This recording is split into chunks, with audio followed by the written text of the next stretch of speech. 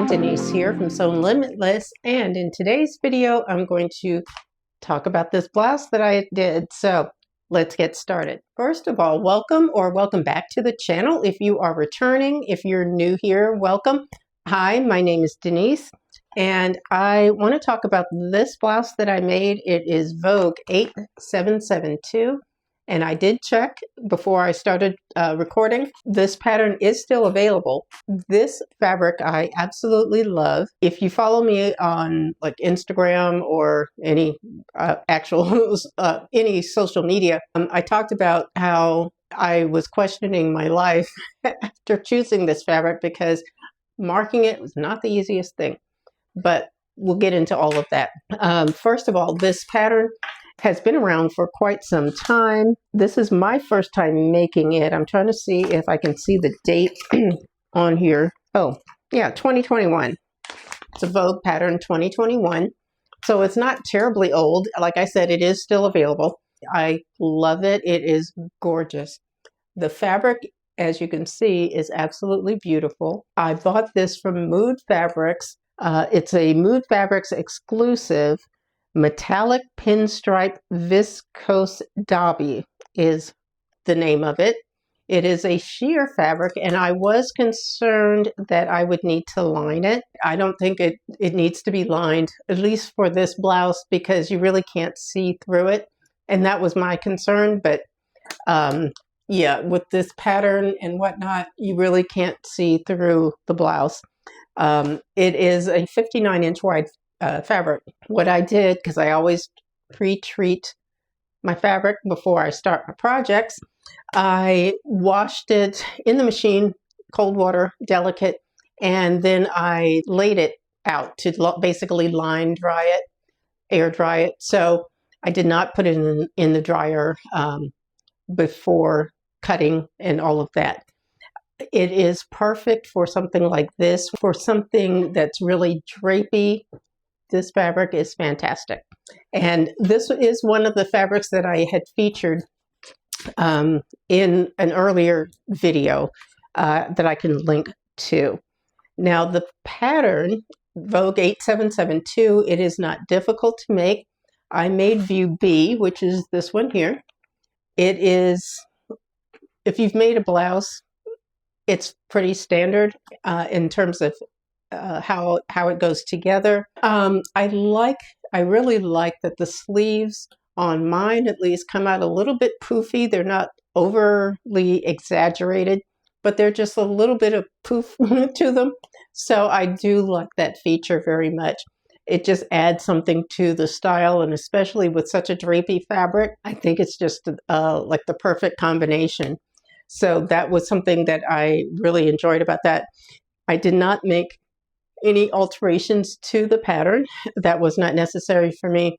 The only thing that I did do differently when I cut this out, the bow, the tie for this part, it's collar and the ties are all in one. So when I did this part, when I was cutting it out, laying it out, I had to lay it out basically just on the straight grain, I believe, because I did not have the fabric needed to lay it out diagonally like it's supposed to be, I guess, on the bias. I could not do that. I had 2.5 yards of this fabric, but I didn't have enough for laying out the tie the way it was supposed to be done. But I just did what I needed to do to get it cut out, and it's worked out fine. I don't see any problems with how it's functioning or feeling or working, anything like that. It turned out just fine as far as that is concerned. Now in the photos, I'm wearing it with a black leather skirt, and that is something I know I did a video on previously. It's a McCall's pattern 8149, and I can link to that or whatever. I'm just letting you know because somebody's going to ask me what the skirt is. But yeah, that was a faux leather skirt that I also made.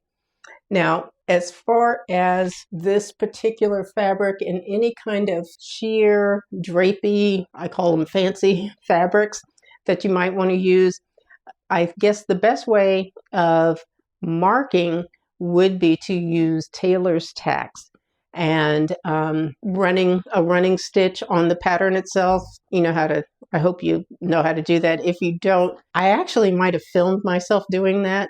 I'm not sure. I think I did. I can maybe insert a clip. If not, let me know if you need to know how to do that. I'm not the best at it, but I figure it out. I figured it out. I did have to read a couple of things, but the reason I did that is because with the print, for one thing, any other type of marking wasn't showing up. You know, I tried on little scraps of fabric and it wasn't showing up. Now, the problem for me with that is it was still difficult to see. I used just white thread. I don't know if I should have used a different color, but any other color would have gotten lost in the print of the fabric. So I used just a white thread for that. And, you know, you clip those stitches so you can lift the pattern up off of the cut pattern pieces. What I did end up doing still was carefully using tailor's chalk that I have and still marking those lines so that I could really see them. So I was always referencing the pattern itself. That let me know where I needed to put the chalk marks, having used the thread. So that was much easier to do it that way. But yeah, this particular project did require more patience from me than what I'm normally used to. So that was the only thing. I knew the pattern itself wasn't going to be a difficult pattern to put together. And like I said, it was not difficult at all, really. But I also realized that it wasn't something that I could necessarily rush through. I mean, it only took me about 3 days that I worked on it. It only took me about 3 days to get it done. So it wasn't a long-term project. I feel like I spent that much time just trying to figure out how to mark the pattern. I spent more of my time doing that than actually sewing, because stitching it together, no problem. But figuring out the marking did take a bit more effort. There is hand stitching that is required with this pattern, and I think it is a better thing to do the hand stitching. Normally I will try to avoid doing that, but with this one I went ahead and just took my time, did the hand stitching where it needed to be. I even hand sewed my buttons on, which is something that I've kind of don't do very often. I'll often use the I have the machine foot that holds the button, and use the machine stitch to stitch the buttons on.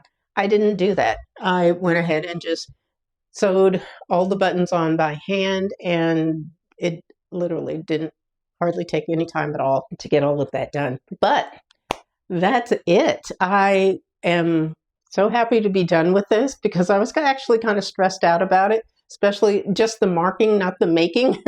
So I was kind of stressed about it, but it's done. I think it looks great, and it's very comfortable. The fabric is very soft, and I love this print. I just think it's beautiful. And so anyway, if you have any questions or comments, please leave them down below. Go ahead and give the video a thumbs up, and please subscribe to my channel and hit that notification bell so you will not miss an upload the next time I upload a new video. But I thank you all for watching. I appreciate your time. Take care, and I'll see you in the next video. Bye-bye.